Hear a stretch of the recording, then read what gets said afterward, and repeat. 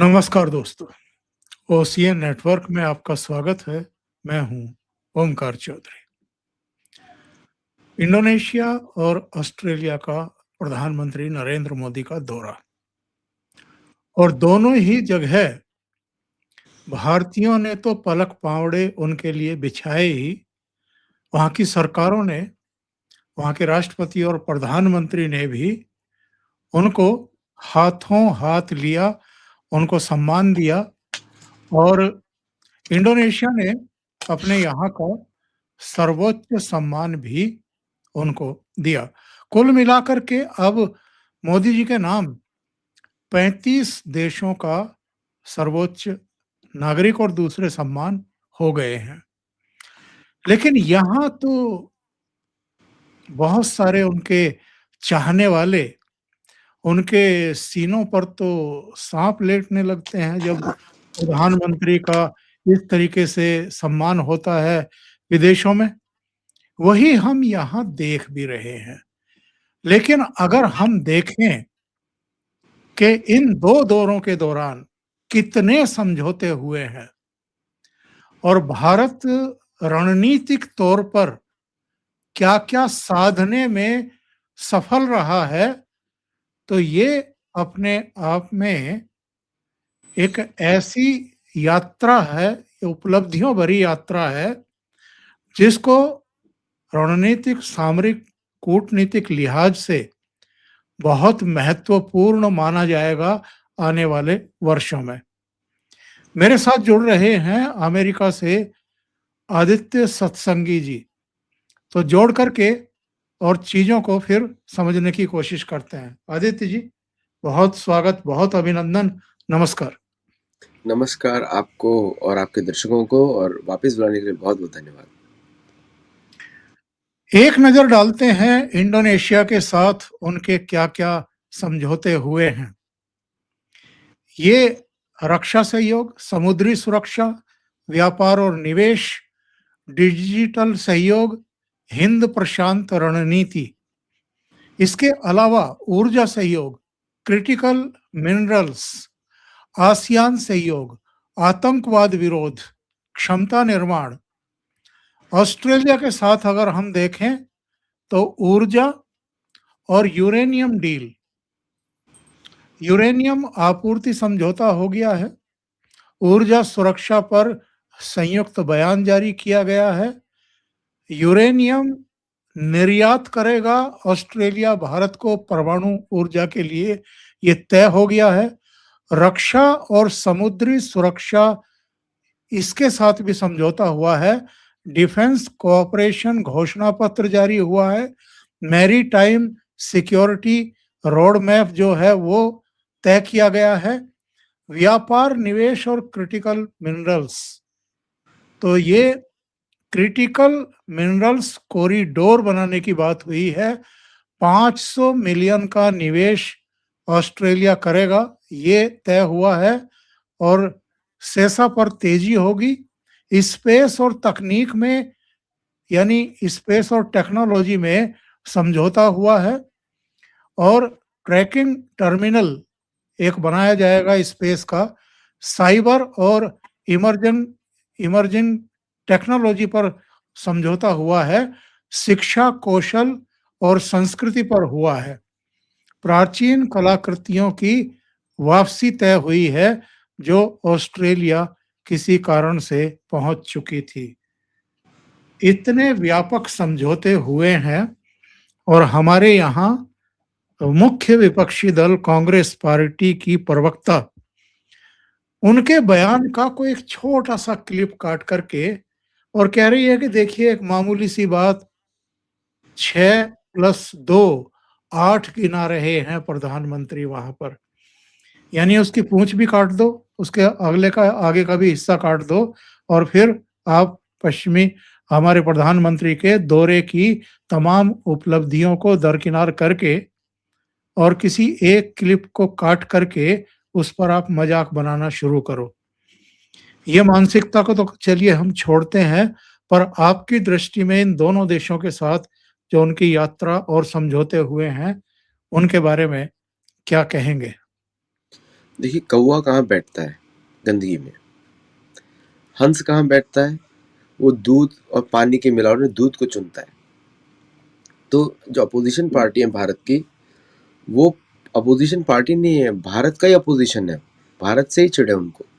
और मुझे कहीं ना कहीं उनको पाकिस्तानी बू आती है उनके सारे वक्तव्यों से, वो उतना ही चिढ़ते हैं जितना पाकिस्तान भारत से चिढ़ता है। Now coming to prime minister Modi's visit, क्योंकि हम तो हंस के जैसा बात करेंगे, तो ये जो रिमार्केबल विजिट है, अब देखिए ऑस्ट्रेलिया में सिर्फ 2.5 करोड़ लोग हैं, पॉपुलेशन बहुत ही छोटी है, और पॉपुलेशन जो है वो अभी तक चाइनीज पे डिपेंडेंट थी। Chinese were buying uranium, Chinese were buying iron ore. तो अब भारत दुनिया का चौथा सबसे बड़ा ऑयल रिफाइनिंग कंट्री है, रिफाइनिंग कैपेसिटी जो है। मुझे लगता है कि भारत ही सबको तेल सप्लाई करने वाला पूरी दुनिया में। आप देखेंगे कि भारत का जो ईस्टवर्ड एक्सपेंशन है, आपने देखा इंडोनेशिया में आपने करीब 10 एग्रीमेंट्स दिखाए हैं, और सबसे महत्वपूर्ण एग्रीमेंट वहाँ पे पोर्ट वाला है, पोर्ट मलाक्का स्ट्रेट पे जो पोर्ट है, समुद्री सुरक्षा। और दूसरा, अब अस्त्रा मिसाइल भी भारत ने बेची, भारत ने यूपीआई का भी उधर से साइन अप किया।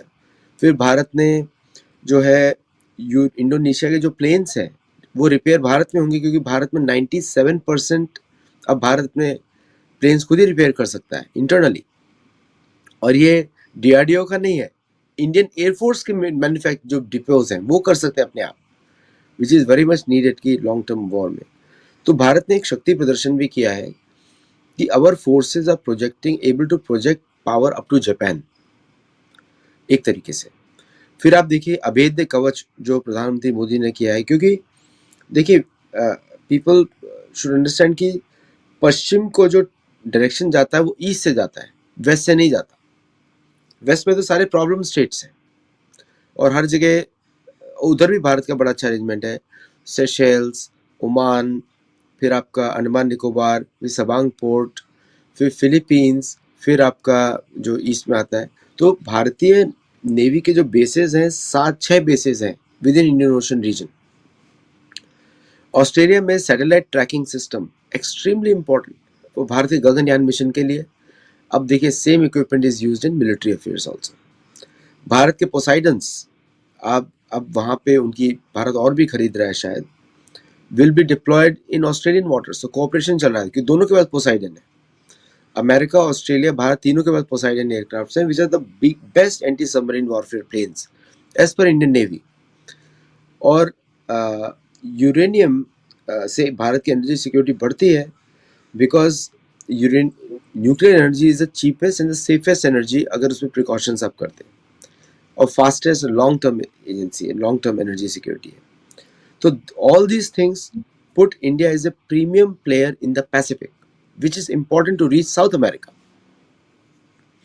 आप सिर्फ ये मत देखिए कि ऑस्ट्रेलिया के साथ डील हो रही है, अब ये देखिए कौन से दरवाजे खुल रहे हैं लंबे समय के।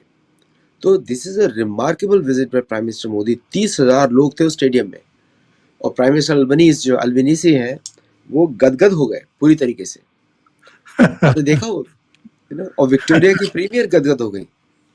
फिर अब देखिए ऑस्ट्रेलिया हमेशा ब्रिटिश कॉलोनी है, तो उनका governor general is a British. एक दृश्य देख लेते हैं वहां का।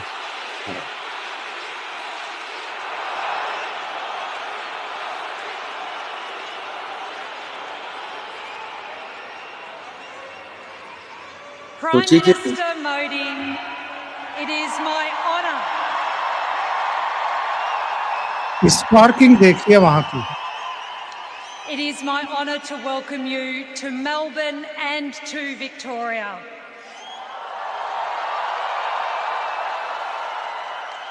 We are the...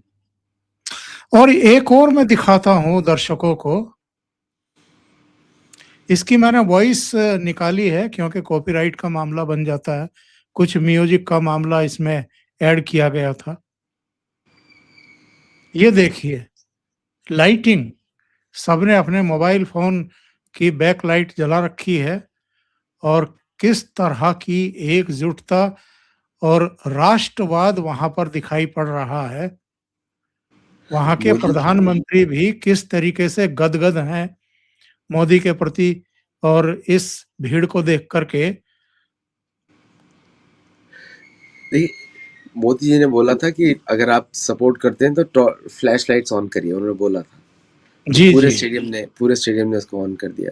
नहीं, मुझे प्राइम मिनिस्टर मोदी गदगद हो गए हैं, मुझे भी वो लग रहा, गर्व से उनका सीना चौड़ा है। आप देखिए ना किस तरह वो खड़े हुए हैं। तो आई थैंक द सही। ऑस्ट्रेलियन कम्युनिटी ऑल्सो कि आपने बहुत अच्छा अरेंजमेंट किया, जो भी किया आपने वहाँ पे।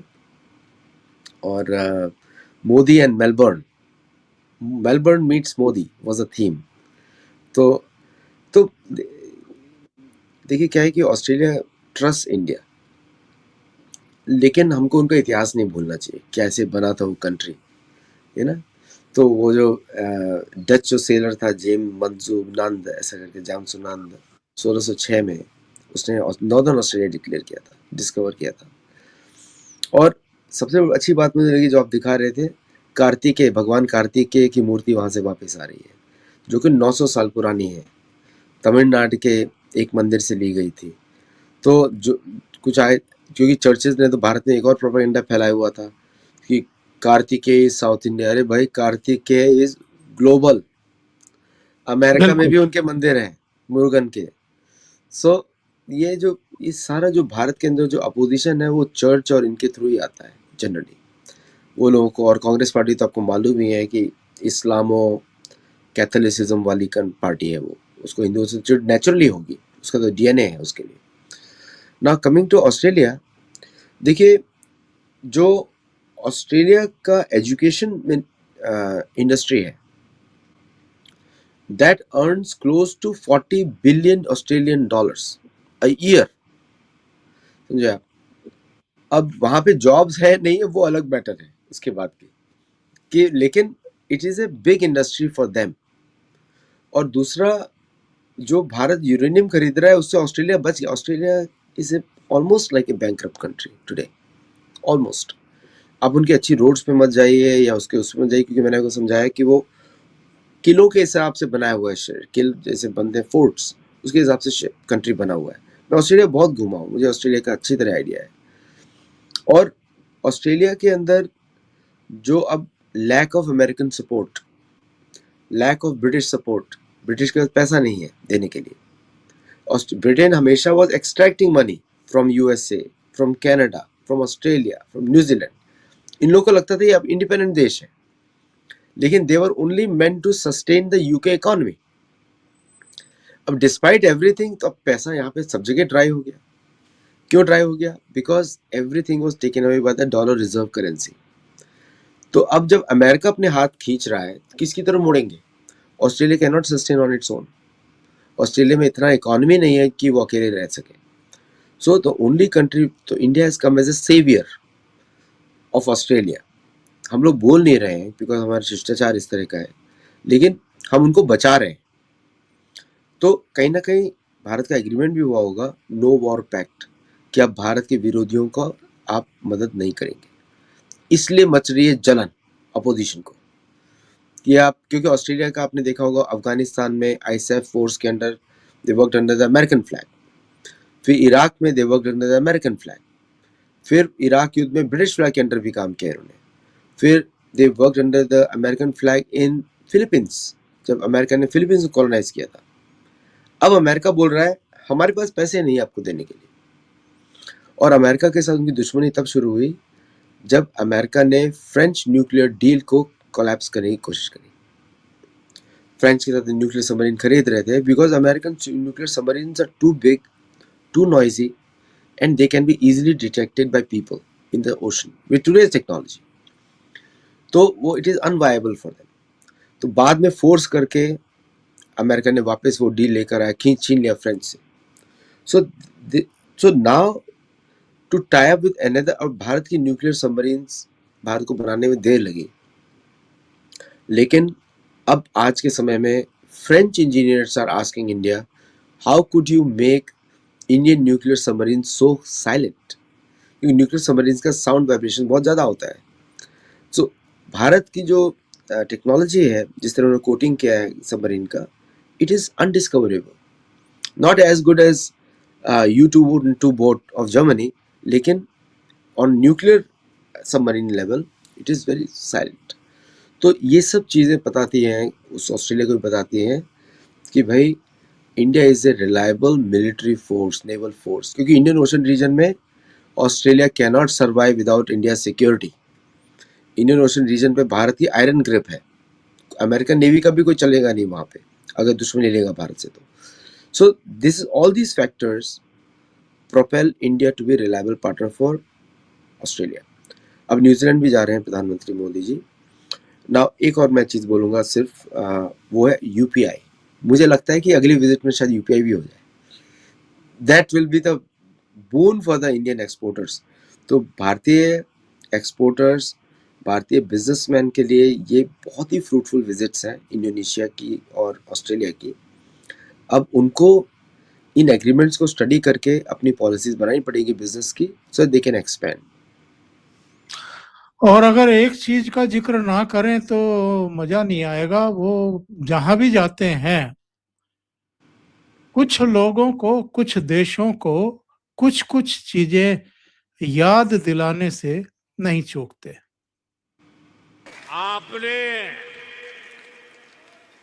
आपने ऑपरेशन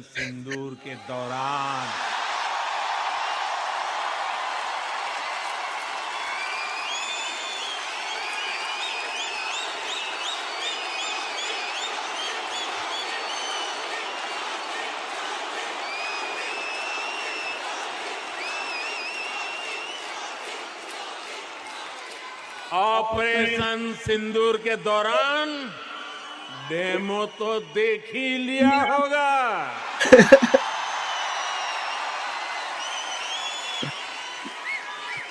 धमाके आतंकियों के अड्डों पर हो रहे थे और गूंज पूरी दुनिया में सुनाई दे रही थी।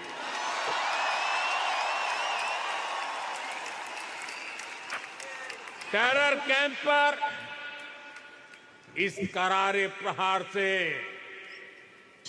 आपको गर्व हुआ कि नहीं हुआ? हुआ कि नहीं हुआ? साथियों,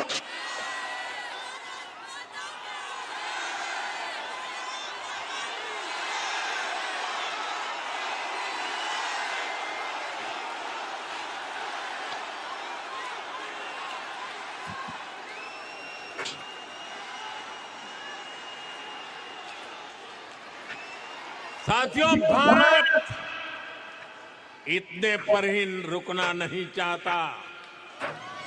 भारत कह रहा है grow more, grow more, grow more, achieve more. और देखिए आदित्य जी, मैंने ये वीडियो इसलिए प्ले किया है। 2008 में मुंबई दहल रही थी। 10 पाकिस्तानी आतंकवादी आए और उन्होंने 4 जगहों पर न केवल बमबारी की, जमकर के उन्होंने गन चलाई। 163 लाशें बिछा दी लोगों की। 3 दिन तक ये तमाशा चला और उसके बाद भी तब की मनमोहन सिंह सरकार ने कोई कार्रवाई पाकिस्तान के खिलाफ नहीं की। उसमें अमेरिका के भी नागरिक मारे गए थे, शायद 6 नागरिक अमेरिका के भी थे जो मारे गए थे। अलग अलग देशों के भी कई नागरिक मारे गए थे। मोदी जी ने उड़ी के बाद सर्जिकल स्ट्राइक किया, पुलवामा के बाद एयर स्ट्राइक किया और पहलगाम के बाद तो पाकिस्तान के 9 आतंकी कैंपों को तबाह कर दिया। और जब पाकिस्तानी सेना ने गुस्ताखी की, उसके बाद ये बताने के बावजूद कि हमारा टारगेट पूरा हो गया है, हम इसके आगे कोई कार्रवाई नहीं करेंगे, चूंकि आतंकवादियों का ये कारनामा था तो हमने उनको सबक सिखा दिया है, आप चाहें तो हम यहीं इसको खत्म कर रहे हैं। लेकिन पाकिस्तानी सेना ने नहीं मानी, तो फिर उसके रडार भी, एयर डिफेंस सिस्टम भी, उनके एयर बेस भी सब हमने तबाह किए। कुल मिलाकर के 11 जगहों पर अटैक हुए थे उस समय। तो मोदी जी ये बताने की भी कोशिश कर रहे हैं और एक जगह चूँकि आप भी जानते हैं कि अमेरिका का भी कुछ एसेट्स रखे हुए थे, वहाँ भी जाने-अनजाने में हमारी ब्रह्मोस का कारनामा हो गया, अटैक हो गया। तो उसके बाद से फिर इनकी भी नींद उड़ी और पूरी दुनिया को पता चली कि एक्चुअल में भारत कितना शक्तिशाली बन गया है। तो उसकी चर्चा करके न केवल पाकिस्तान की दुखती रग पर हाथ रखा है, बल्कि ऑस्ट्रेलिया की धरती पर खड़े होकर के क्योंकि क्वाड के 2 सदस्य देश, जापान की प्रधानमंत्री नई दिल्ली आ चुकी और प्रधानमंत्री ऑस्ट्रेलिया जा चुके। केवल अमेरिका ही बचा है। तो अमेरिका के लिए भी कोई संदेश था क्या इसमें? नहीं, ये तो था मिसाइल सेल्स, अस्त्रा, ब्रह्मोस। तो भारत बोल रहा है खरीद लो हमसे, ये तोड़ा है हमने, समझे आप? ये और जो गन होती है 155 मिलीमीटर गन्स होती हैं, उसके शेल्स वो भारतीय सबसे ज्यादा बनते हैं। रशिया के बाद India makes the maximum ammunition now. हाँ, तो इसका बैटरी जो सेल्स है। टेक्निक था ये। यस। ओके, तो मोदी जी वहां पे बोल रहे हैं, अभी को ऑस्ट्रेलिया को तो कोई संबंध है नहीं, क्योंकि देखिए जब भारत ने ऑपरेशन सिंदूर में पाकिस्तान की जब पिटाई करी, उसके बाद से भारतीय इक्विपमेंट का सेल बढ़ गया है पूरी दुनिया में।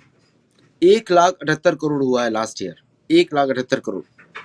ओके, और ये आप देखिएगा पिछले अगले 10-20 साल में defence will be the biggest export from India. India में करीब 12,000 कंपनीज हैं जो डिफेंस के कंपोनेंट्स पे काम कर रही हैं। 12,000। मुझे लगता है कि ये कंपनीज बढ़ के 1 लाख से ऊपर पहुंचने वाली है। So India will become the hub. आप देखिए कल ही एनएल सारस प्लेन का टेस्टिंग हुआ, स्मॉल 19 सीटर। और ऑस्ट्रेलिया में सबसे बिकने वाला ट्रक कौन सा है? Mahindra pickup. Mahindra pickup is the largest selling truck in Australia, competing with Toyota. Toyota का जो एक मॉडल आता है स्पेसिफिक, हाइलक्स का ही मॉडल है, बिग बैड वाला वो। तो now if Mahindra can become the biggest seller in Australia, तो ऑलरेडी उन्होंने टेक्नोलॉजी सेटअप कर टेस्ट कर लिया है कि भाई क्वालिटी प्रोडक्ट्स इंडिया से आते हैं। तो ये जो प्लान है वो ये है कि interoperability in the Indian ocean region, cooperation in the Pacific, और तीसरा है by Indian defence equipments, attack guns, Pinaka, BrahMos, या फिर आप शायद तेजस भी खरीदना शुरू कर दें with the indigenous Indian engines. Okay, क्योंकि ऑस्ट्रेलिया को जरूरत नहीं है, इट्स एन आइलैंड। उसको सबसे बड़ा खतरा है इंडोनेशिया से, और इंडोनेशिया उसको मालूम है कि भारत के हाथ में है।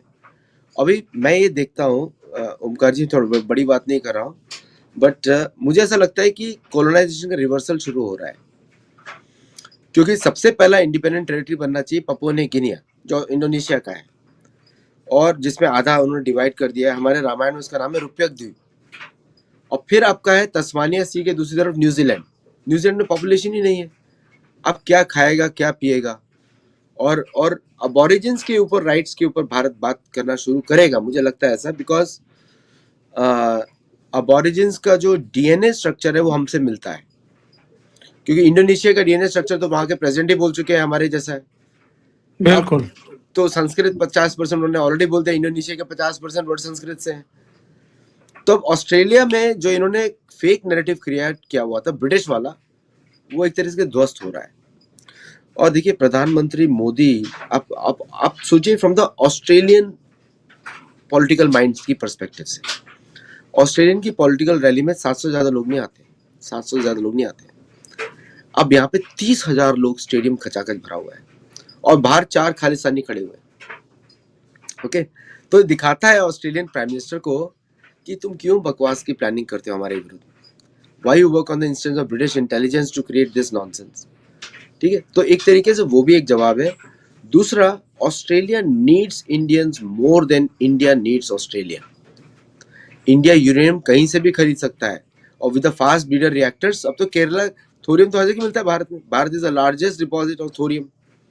तो थोरियम से फास्ट ब्रीडर रिएक्टर में जो बाबा जी ने बनाया था, India can produce unlimited uranium, उससे यूरेनियम प्रोड्यूस होता है, but buying this from them immediately solves one local problem, immediate problem. तो लोगों को समझना चाहिए कि this is like creating dependency of Australia on India. Modi ji जहाँ पे सोच रहे हैं वो थोड़ा सा दिखता है, लेकिन अगर 1000 साल का प्लान है भारत का, तो Australia has to be one step कदम होना चाहिए। और ये रिवर्सल ऑफ कॉलोनाइजेशन भारत से शुरू होगा। People should not forget history कि भारत की वजह से 75 देशों को आज़ादी मिली है दुनिया में, 75 देशों को, because of India's non align movement. और आज भारत ग्लोबल साउथ का लीडर है। अधिकांश अटोल्स, पैसिफिक आइलैंड्स के जो देश हैं वो ग्लोबल साउथ में आते हैं। और मुझे आश्चर्य नहीं होगा कल को ब्रिक्स में एप्लीकेशन डाले Australia. The biggest promoter of BRICS are only 2 countries. जब शिंजो आबे, अभी वो वैसे ब्रिक्स के पार्ट नहीं है वो, लेकिन Shinzo Abe, and the second is India. Without India BRICS is no more. तो ये मोदी जी वहां पे स्थापित कर रहे हैं। तो मैं जब उनके रिएक्शंस देख रहा हूँ ना ओमकार जी, तो वो गदगद है सब लीडरशिप, क्योंकि उनकी लोकल पॉपुलैरिटी इतनी नहीं है जितनी मोदी जी एक स्टेडियम में भर देते हैं। सही कह रहे हैं। और दूसरा एक और चीज आप देखिए कि अगर आपको पैसिफिक ओशन लाइंस को आपको कंट्रोल करना है, क्योंकि ये सारा जो पूरा जो अरेंजमेंट है वो है सिक्योरिटी इंफ्रास्ट्रक्चर ऐसा बिठाना कि ऑस्ट्रेलिया को बताना कि भाई पाकिस्तान हमारे लिए कोई इशू नहीं है। वो एश्योर करें इन्वेस्टर्स को। $500 मिलियन का इन्वेस्टमेंट हो रहा है, $500 मिलियन का भारत के अंदर। तो एश्योर करें उन इन्वेस्टर्स को, क्योंकि फेक मीडिया नैरेटिव बहुत चल रहा है यूके से, अमेरिका इनका डॉलर उधर चाहता है। अमेरिका नोच के खा गया ऑस्ट्रेलिया को। ऑस्ट्रेलियंस नो दैट कि सारा पैसा उनका अमेरिका पहुंचा है। तो मोदी जी एश्योर भी कर रहे हैं कि देखिए भारत के एनिमीज को भारत टेक केयर कर लेगा। चाइनीज फॉरेन मिनिस्टर का स्टेटमेंट है कि थर्ड पार्टी के अगेंस्ट यूज ना हो। तो भाई चाइनीज को पूछना चाहिए कि what are you doing in Bangladesh, what are you doing in Pakistan, what are you doing in Burma. तो ठीक है, आप अपना ओशन ऑफ प्लर्स शुरू करो, और फिर आप चाबार पोर्ट पर भी जा रहे हो। और जैसी चाबार पोर्ट की बात हुई, आपको याद होगा 5 दिन पहले भारत और अमेरिका के पोसाइडन्स वो जॉइंटली पेट्रोलिंग कराची।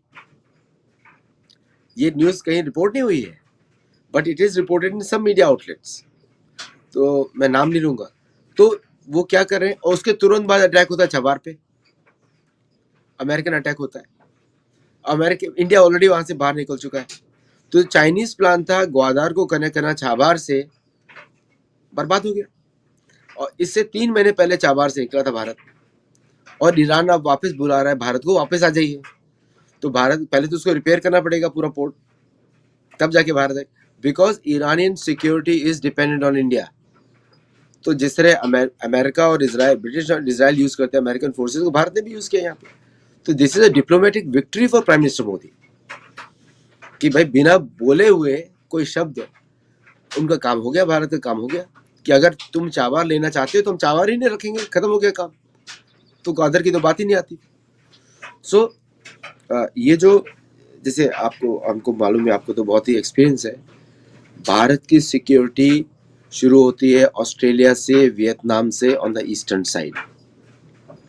भारत की सिक्योरिटी पश्चिम में शुरू होती है सीरिया से। तो इसके लिए इजराइल भारत का दोस्त है। तो वो सारे पॉइंट्स को इंश्योर किया जा रहा है। और नॉर्दर्न साइड में रशिया से भारत की सिक्योरिटी शुरू होती है, रशियन बॉर्डर से, क्योंकि जो जितने भी छोटे छोटे स्टेट्स हैं, ये दे कैन बी बॉट और sold at any given point of time. तो Bharat has to create these relationships, जो कि फ्यूचर में भारतीयों के लिए बहुत अच्छा होगा। और I think this is the new look east policy of India. जो लोग सोच रहे थे ऐसा लुकिस पॉलिसी मतलब कि हमने 1-2 विजिट कर दिया, नहीं, सेनाओं के माध्यम से पॉलिसी बनती है। कहाँ पे आप एनफोर्स कर सकते हो ट्रेड राउट्स को। और अब प्रोग्राम खत्म करने से पहले आईएमएफ की एक रिपोर्ट पर जरा दृष्टि डाल ली जाए। अंतर्राष्ट्रीय मुद्रा कोष आईएमएफ के अनुसार तमाम वैश्विक चुनौतियों के बावजूद भारतीय अर्थव्यवस्था दुनिया में सबसे तेजी से बढ़ने वाली प्रमुख अर्थव्यवस्थाओं में बनी हुई है और जो 26-27 का अनुमान लगाया है जीडीपी वृद्धि दर का, वो उन्होंने लगाया है 6.4 का और 27-28 में ये बढ़ कर के हो जाएगी 6.7 और इनका ये कहना है कि बाकी सारे देश आप ये देखिए कि दुनिया की जो इस समय औसत दर है वो 3% पर है, यानी दुनिया से भारत एक अलग ही लेवल पर चल रहा है। 2 गुना से भी ज्यादा उसकी आर्थिक वृद्धि दर है। चीन की विकास दर का अनुमान उन्होंने लगाया 4.6 और 4.1, जबकि अमेरिका का 2.3 और 2.2। तो ये स्थिति आज इंडियन इकोनॉमी की है। आदित्य जी, एक्चुअली ये है नॉमिनल डॉलर टर्म्स में। नॉमिनल डॉलर टर्म्स मतलब हम कैलकुलेट करें यूएस डॉलर्स में। परचेजिंग पावर पैरिटी में भारत की ग्रोथ रेट 10% से कम नहीं होगी और नॉमिनल डॉलर टर्म्स में 6.6 को भारत एक्सीड कर जाएगा 8%। आप मोमेंटम देखिए, Australia free trade deal, European Union free trade deal, फिर आपका यूके फ्री ट्रेड डील, बाकी यूपीआई ट्रांजैक्शंस, तो it will be much higher than this. कैसे इस बार भी भारत ने आईएमएफ के प्रोजेक्शन को बीट किया था 7.8% पे, है ना। तो ये मिनिमम 8 to 10% होने वाली है और उसके बाद नेक्स्ट 10 ईयर्स आप देखेंगे हाइपरबोल। ओनली थिंग इस बार भारत को इंश्योर करना है कि अपनी जनसंख्या दर बढ़ाए। मैं तो सभी हिंदू परिवारों से बोलूंगा, हम 2 हमारे 4 या 3 रिपीट करें अभी उसको, बिकॉज अगर पॉपुलेशन डिविडेंड नहीं होगा, population is not a liability. अब दुनिया एक्सेप्ट कर रही है पॉपुलेशन इज एन एसेट, तो उसको भारत करेक्ट करे, नहीं तो 50 साल में ये नेगेटिव ग्रोथ चाइना के जैसी हो जाएगी 50 साल में। तो 2047 के बाद अगर हमको 1000 साल देखना है तो पॉपुलेशन ग्रोथ का करेक्शन करना पड़ेगा, नहीं तो जो अभी यंग पॉपुलेशन आप सोचिए 20 साल में बूढ़ी हो जाएगी। Where are the youngsters? तो जो सिंगल चाइल्ड पॉलिसी, तो पॉपुलेशन, इकोनॉमी और डिफेंस तीनों एक साथ चलते हैं। आप किसका सेवा करेंगे? आज ऑस्ट्रेलिया इस कंडीशन में है, यूएस कंडीशन में है, चाइना बेकार कंडीशन में है, बिकॉज सब लोगों ने मानवता पे ध्यान नहीं दिया। तो ये हम लोगों को करेक्ट भी करना पड़ेगा कहीं ना कहीं, but we are looking at a very good future. और मोदी जी बिल्कुल सही बोल रहे हैं। मैं वो चीज़ें स्थापित कर रहा हूँ। रिपब्लिक डे के, रिपब्लिक टीवी के जो उनका इवेंट हुआ था, उन्होंने बोला था मैं अगले 1000 साल का इंफ्रास्ट्रक्चर प्लानिंग कर रहा हूँ। तो लॉन्ग टर्म विजन में जब आप चल रहे हैं, मेरे को बड़ा एक अच्छा स्टेटमेंट लगा, दर्शकों को आपको बताऊंगा। जो भारत का सेमीकंडक्टर पुश है, उसकी प्लानिंग मोदी जी ने 20 साल पहले की थी, किसी ने सोचा नहीं होगा। सो आज जाके people are seeing the outcome that Bharat will become the number 1 in semiconductors. Aditya ji बहुत बहुत धन्यवाद जुड़ने के लिए, इतना समय निकालने के लिए और बहुत महत्वपूर्ण बिंदुओं पर प्रकाश डालने के लिए।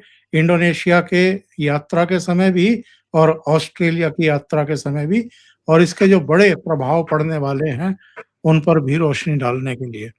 दर्शकों से निवेदन है, आपको अगर ये चर्चा अच्छी लगी हो तो लाइक का बटन दबा दें, वीडियो को शेयर करें और सब्सक्राइब करें अगर आपने चैनल अभी तक सब्सक्राइब ना किया हो। आदित्य जी का चैनल सत्तोलॉजी, उनको भी सहयोग करें और उसको भी सब्सक्राइब करें। आदित्य जी बहुत बहुत धन्यवाद। धन्यवाद, नमस्कार।